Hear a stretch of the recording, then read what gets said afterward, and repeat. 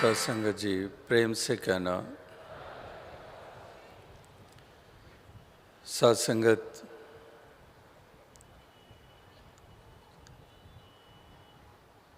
आज भी इस समागम के तीसरे रोज़ वही स्वर्गमय वातावरण देखने को मिल रहा है,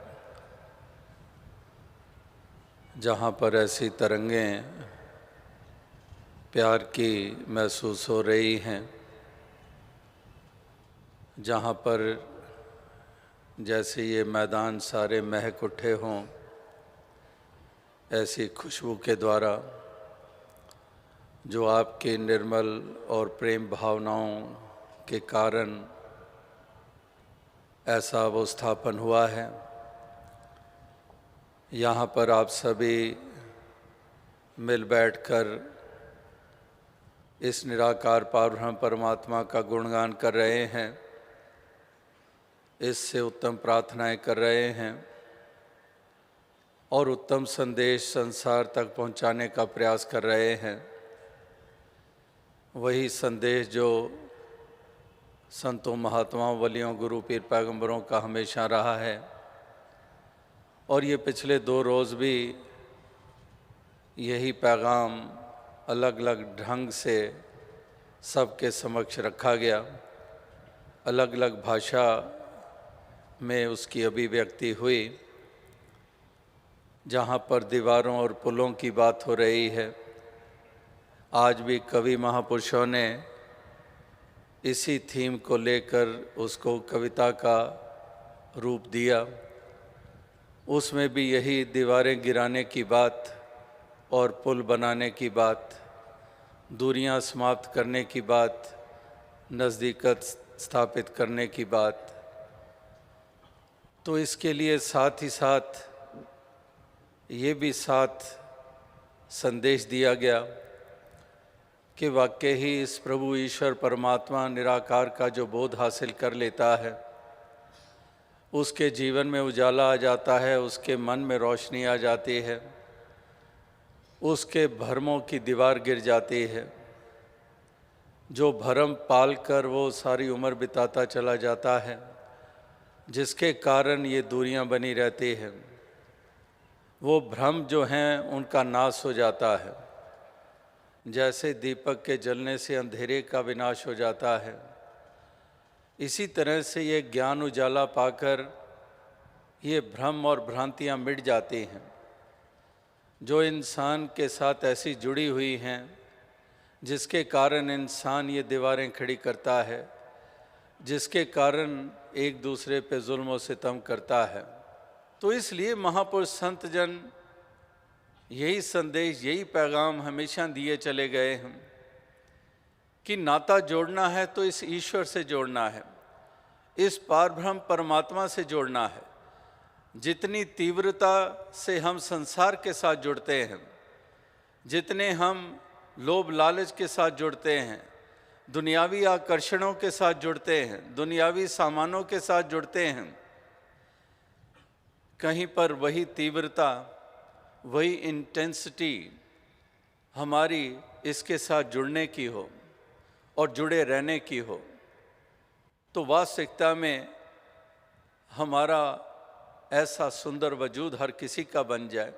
और जब इस तरह से इस रूप में जुड़ जाते हैं, फिर हम इंसानों के साथ भी जुड़ जाते हैं। फिर इंसानों से दूरियां रह नहीं सकती हैं। इंसानों से दूरियां इसलिए हैं क्योंकि परमात्मा से दूरी है।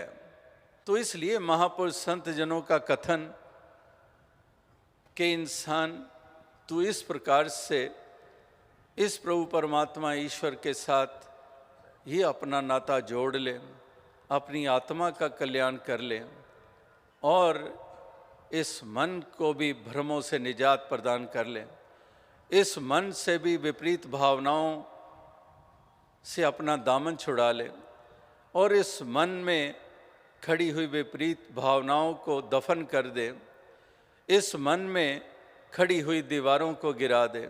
जैसे दास ने कल परसों भी यही कहा है कि love recognizes no barriers, like I said day before yesterday. Another saying, another words used by a poet, that stone walls do not make a prison, nor iron bars a cage. The poet writes that stone walls do not make a prison, nor iron bars a cage. Because this is for those, as I said, that those who have realized this truth, those whose soul and heart is illumined, those who have now come to know the truth, the ultimate truth, the universal truth. For them, stone walls do not matter. They are not imprisoned in their preconceived notions, because preconceived notions, they act as a lock, a closed door.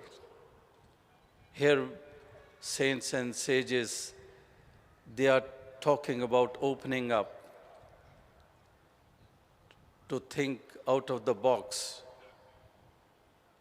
reality, not illusions, not beliefs based on ignorance. तो इस प्रकार से उनके लिए कोई दीवारें नहीं होती हैं, उनके लिए कोई तकरारें नहीं होती हैं, वो उस सलाखों में जकड़े नहीं जाते हैं।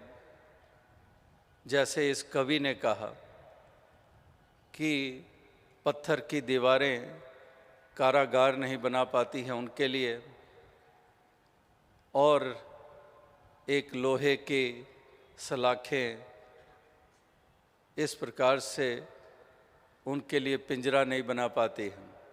जहाँ पर अमीर खुसरो की हम वो पंक्तियाँ पढ़ते हैं, जहाँ पर उन्होंने प्यार की बात कही है, पिया की बात कही है, उनके कितनी गज़लें, कहावतें, तो उन कहावतों में ऐसे रिडल्स भी हैं, ऐसी पहेलियाँ भी हैं। और एक पहेली जहन में आती है जो उन्होंने कही कि बीसों का सर काट लिया, ना मारा ना खून किया। तो सुनने वाले हैरान कि सर काटा गया है और उस सर काटे को ये कहा जा रहा है कि ना मारा ना खून किया, कि ना मारा है ना खून हुआ है। सर काटे तो मर भी जाता है और खून भी चारों तरफ बिखर जाता है।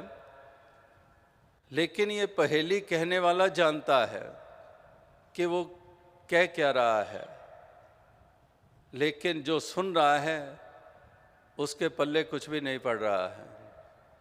और है कितनी साधारण सी बात जो वो कह रहे हैं कि बीसों का सर काट लिया, तो 20 सर क्या बताए कि 10 हाथ के नाखून और 10 हमारे पाँव के नाखून। हमारे नाखून नेल्स जब बढ़ जाते हैं तो हम नेल कटर से काट देते हैं, तो वो कहते हैं ये उसका सर है, नाखून का सर है। अब नाखून काट दिया तो कौन सा खून हुआ, क्या मरा। अब ये साधारण सी पहेली है और वो साधारण सी पहेली ही हमें उलझा देती है। और यहाँ पर तो कहाँ पर मंजिल की बात हो रही है, परमात्मा की बात हो रही है, ऑल प्रिवेडिंग एंटिटी की बात हो रही है, सैल्वेशन की बात हो रही है। तो इसके लिए भी हम अक्सर उलझ जाते हैं, कोई छोर नहीं नज़र आता है। इसीलिए संत महात्मा साधन बनते हैं, ब्रह्म ज्ञानी साधन बनते हैं। जैसे वो भी एक कोट जहन में आ रही है अंग्रेज़ी में कि antiques are things which a generation buys, which the next generation gets rid of, and the following generation buys at amazing exorbitant prices. कि वही चीज़ जो पहले थी बुजुर्गों के पास, नेक्स्ट जनरेशन आई, they got rid of it. And then the following generation, they had to buy it back at exorbitant price. कितनी कीमत चुकाकर. जो पहले बुजुर्गों ने हासिल किया था, लेकिन आगे जो वक्त आया, वो ऐसा वक्त आया कि उन्होंने उसको तज दिया, उन मूल्यों को तज दिया, वो ह्यूमन वैल्यूज़ को तज दिया, वो पीस, वो सुकून को उनके हाथों से निकल गया.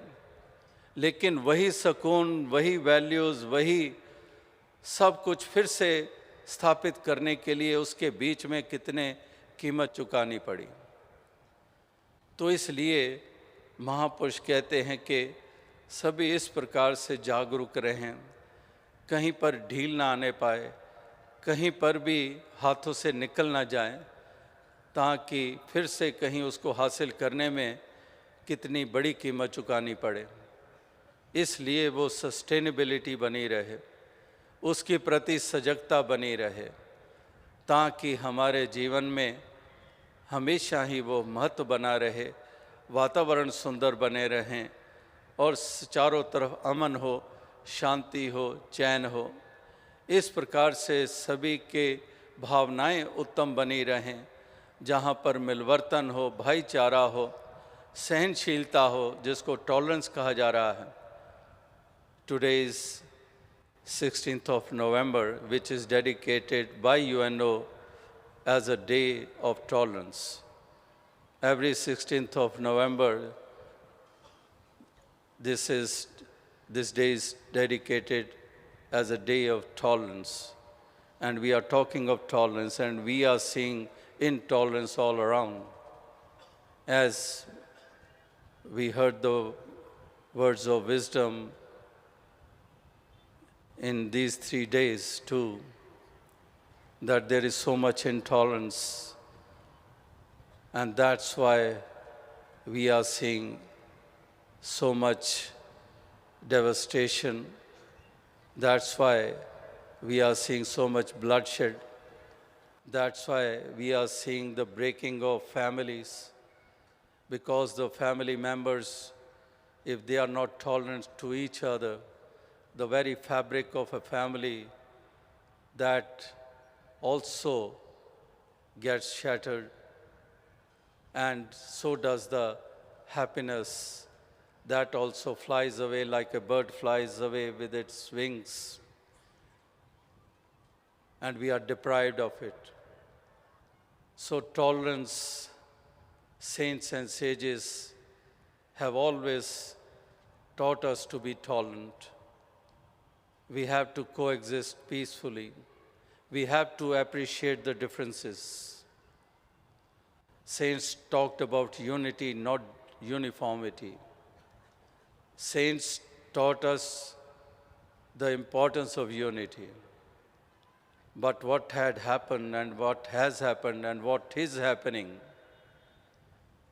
that certain segments of society, whether they are from the religious groups or established religions, or those who are still divided in clans and castes and creeds. So they are intolerant, but saints are tolerant. The established religions, they have been taking use of force to convert others, fear psychosis, so that they adopt their religion. They want to bring about uniformity. I wear a turban, you also wear a turban, otherwise you will be no more seen. The prophet I respect, you also respect that prophet. The scripture I read, you also read that scripture, then you are safe. So, what we are seeing, such an intolerance, and on the other side, the awakened ones, those who are aware of the truth, the realized souls, those who understood the teachings of the saints and prophets. So they believe in unity in diversity, not in uniformity. So saints, this point has been hammered once again and again, that we have to be tolerant. Another example which I have been quoting many times, that a husband was reading some book and wife came and asked him to have supper. And the husband says, just few minutes more. Wife returned, and after 15-20 minutes, again she arrived. Have dinner, have supper. And again, husband says, wait few minutes. Again she leaves. And third time, when she comes and again says, come, have supper. Now the husband was so restless that the book he was reading, he flung it towards the wife, and the sharp corners of the book, due to that, the wife's forehead started bleeding, got bruised. Now the wife picks the book which the husband had thrown towards her, and when she lifts the book, the title of the book was Tolerance. So that sort of, you can say, hypocrisy or whatever name you can give. By words we are mentioning humility. By words we are mentioning tolerance, of unity, of oneness, of harmony, of God is one. But when it comes to living it, when it comes to believing, we don't consider God as one. Once again, we claim that Allah is different and Ram is different. So, it is pray to God Almighty that may God bless everybody with wisdom, so that everybody lives such a life. जिस तरह से अभी दास ने मिसाल दी कि केवल वो बातें ना रह जाएं जो हम देखते चले जा रहे हैं कि राम की जय तो बुलाई जाती है, लेकिन अनुकरण रावण का किया जाता है। राम की जय बुलाई जाती है, लेकिन चाल जो चलते हैं वो राम वाली नहीं होती है। वो चाल हम रावण वाली चलते हैं। हम अभिमानी बनते हैं, अहंकारी बनते हैं, लेकिन फिर भी अपने आप को मानते हैं कि हम राम वाली श्रेणी में हैं। कुछ पंक्तियाँ ध्यान में आई जो किसी ने कहीं कि मैंने महसूस किया है उस जलते हुए रावण का दुख। मैंने महसूस किया है उस जलते हुए रावण का दुख, जो सामने खड़ी भीड़ से बार बार पूछ रहा है कि तुम में से राम कौन है। यानी कि रावण को जलाने वाले उनके अपने खुद उनकी क्या अवस्था है, उनके मन की क्या अवस्था है, उनके व्यवहार कैसे हैं, उनकी चाल कैसे है। और रावण भी मानो ये कह रहा हो कि चलो राम तो मेरी तरफ तीर फेंके तो वो तो बात और है, लेकिन तुम कहाँ पर खड़े हुए हो जो मुझे जला रहे हो। इसका मतलब बात फिर वही आती है कि हमारा मन ही रावण बन जाता है। अपने इस मन में बैठे हुए इस रावण को ही हमने जलाना है, इसी को मिटाना है। तभी वास्तविकता में हम राम की श्रेणी में आएंगे, राम का अनुकरण करने वाले बनेंगे, राम का अनुसरण करने वाले बनेंगे, राम के सच्चे उपासक बनेंगे।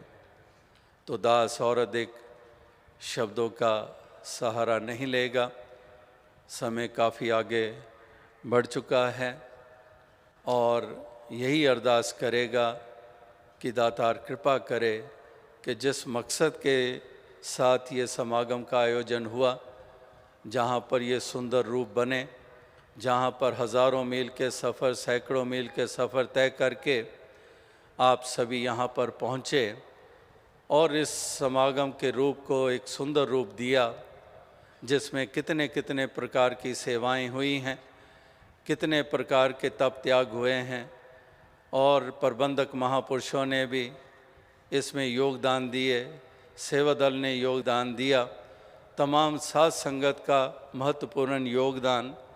इसी तरह से और कितनी गवर्नमेंट और सेमी गवर्नमेंट एक ऑर्गेनाइजेशंस ने, डिपार्टमेंट्स ने सहयोग दिया।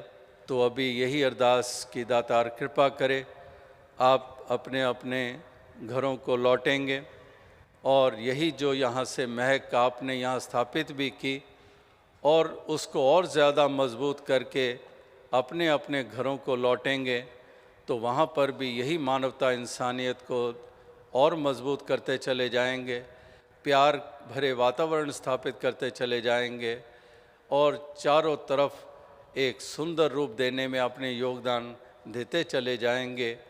सेवा सत्संग सुमिरन करते हुए, गुरसिक गुरसिक का आदर सत्कार करते हुए, कोई गुरसिक किसी गुरसिक की निरादरी ना करते हुए, एक सत्कार का भाव मन में लिए हुए, बच्चे बच्चे का दास बनकर हुक्म के अनुसार, आशय के अनुसार, गुरमत के अनुसार अपने इस जीवन के सफ़र को तय करते चले जाएंगे। यही एक शुभकामना, इसी प्रार्थना, इसी अरदास के साथ दास आपसे इजाज़त चाहेगा। साथ संगत जी, धन